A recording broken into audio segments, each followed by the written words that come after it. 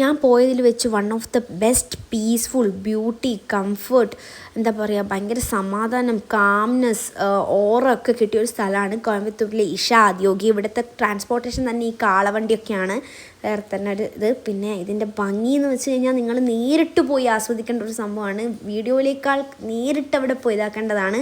എനിക്ക് താജ്മഹലിനേക്കാൾ കൂടുതൽ ഇഷ്ടപ്പെട്ടത് ഈ പ്ലേസാണ്. എൻ്റെ കൂടെ വന്നവർക്കൊക്കെ താജ്മഹൽ കണ്ട് അവരൊക്കെ വണ്ടർ അടിച്ചിട്ടുണ്ടായിരുന്നു. പക്ഷേ ഞാൻ വണ്ടർ അടിച്ചിട്ടുണ്ടായിരുന്നില്ല. എനിക്കവിടെ ഫോട്ടോസും വീഡിയോസും എടുക്കാൻ പറ്റിയ ഒരു നല്ലൊരു സ്ഥലം ഉണ്ടായിരുന്നുള്ളൂ. പക്ഷേ ഇവിടെ എനിക്ക് ഫോട്ടോസും വീഡിയോസും എടുക്കാൻ പറ്റിയിട്ട് നല്ല സ്ഥലം മാത്രമായിട്ടല്ല തോന്നിയത്. ഇവിടെ ഇരിക്കുമ്പോൾ എന്തെന്നില്ലാത്തൊരു മനസ്സമാധാനവും ശാന്തിയും ഒക്കെ കിട്ടിയിട്ടുണ്ടായിരുന്നു.